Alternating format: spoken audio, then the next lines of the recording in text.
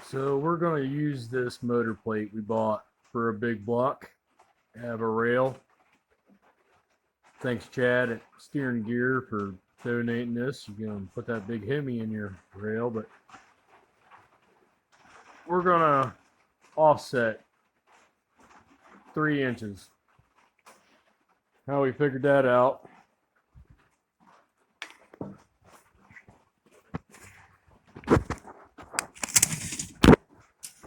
I measured the snout back from the radiator, found it's pretty much where this frame is right now. So if I go from there to that cut, we're at 24 and a half. And from the other side to here, we're 27 and a half. That means there's a 3-inch offset this way. You come back to the frame, we can see the cab 21.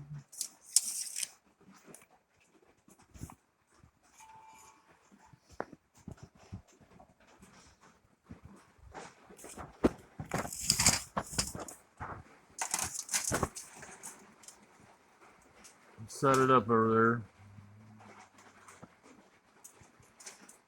23.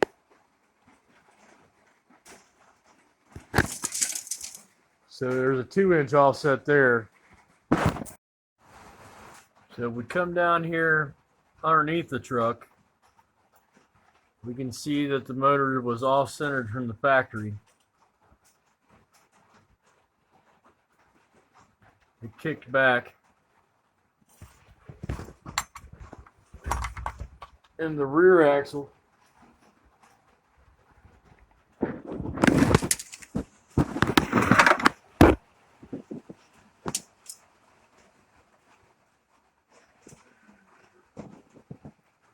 has a 1-inch off center.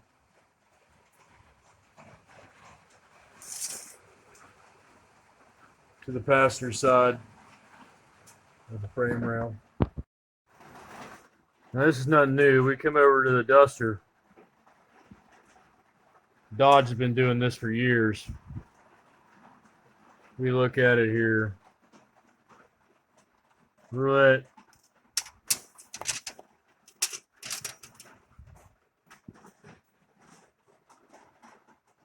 A 2-inch off center. They've been cocking these things for years, never had a problem. They do that so they can clear the steering linkage. So we're not going to reinvent the wheel.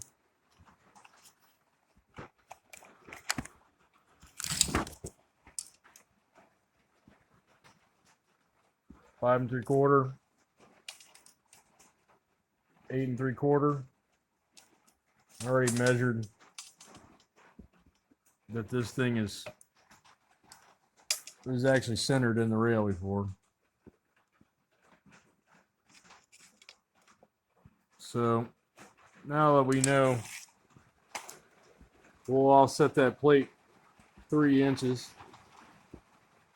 Mark the outside, mark the holes, and just make it the full length of the plate. Mark the inside. What that allows us to do is cut this out to drop it in the frame. Most likely it'll be about level. But we can move this later to set that engine height inside the frame. So now we got our motor plate laid out. And we're going to drill these holes and cut this off and make us one for the truck. So what high dollar, high tech tool are we going to use to cut this?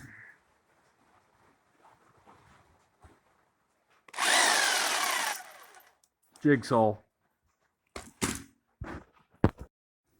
Alright, I saved you from all the noise and vibration, and jigsaw cut it. I got a bandsaw. I got all my tools, mills and lathes. I couldn't put this in the bandsaw with how I got everything, so we're back to the old school way. We'll be able to throw it up in the bandsaw now. Cut the center section out after we drill the holes. Then we'll put it on the motor. So what we're going to do is we got us a couple drill bits here.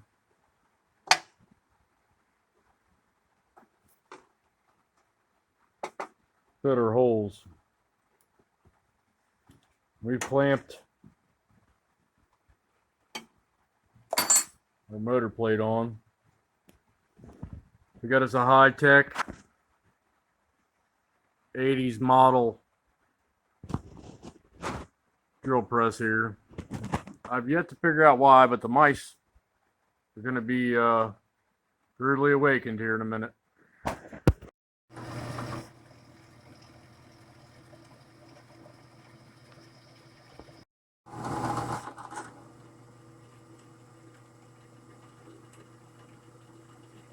Popping our last hole.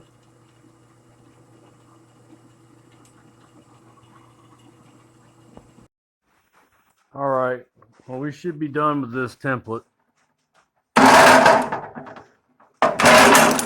We're gonna unclamp it, put it someplace that we know right now we'll never use, never ever lose it. But I'll tell you, I got 4 of these that I made and a set of steel torch templates that I can't find. So may have to go through buying one or taking one off a car again someday. What we're going to do now, countersink those burrs off that. Now you're going to say, oh man, a countersink, that sounds like a stupid expensive machinist tool I got to get. Countersink right here, step drill, bunch of countersinks. You'll take the burr off the edge, we're just going to touch it. And you can buy a pack of 3 of these, Harbor Freight, $10. Set this old drill here forward. Burr gone. Burr gone. Burr gone. Burr gone. Easy. So we popped the water pump off the motor. Check our bolts. Every one of them's dropped in the hole.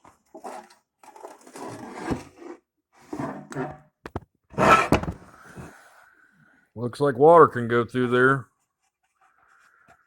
Oh yeah. Some old timer did all the work for us already. Thank God for old timers. Oh.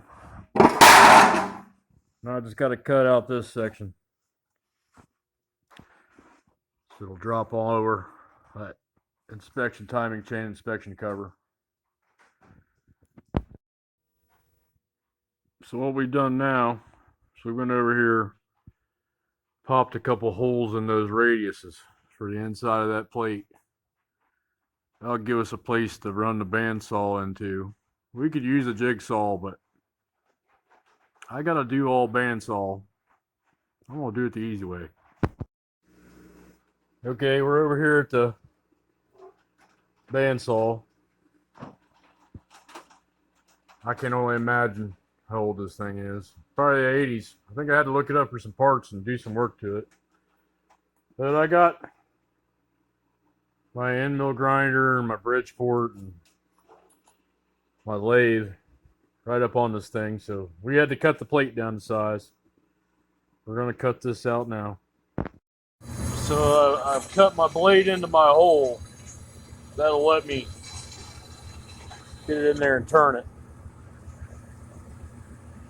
Make the next cut. So I'm not going to waste time trying to start here. I'm going to cut in here. I'm going to find my line. And once I cut in the other way, I'll be able to make that line. You'll see. So I cut this way. I'll take my saw back out. We'll cut that way. So I've got the piece cut out. I came this way into that other hole there, right? Now this lets my blade be free. I can make this nice and pretty. So I've come back the other way into that hole. We're done for now on the saw. Well, it looks like we are going to have to do some saw work. Come over, do a little test fitting on the motor. And we need to open it up here. And open it up here.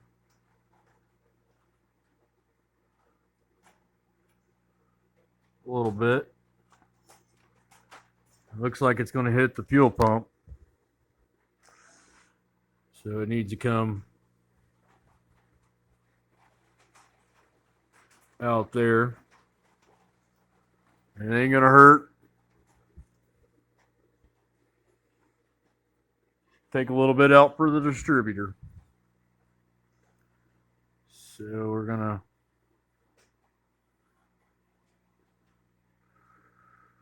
kind of guesstimate that too.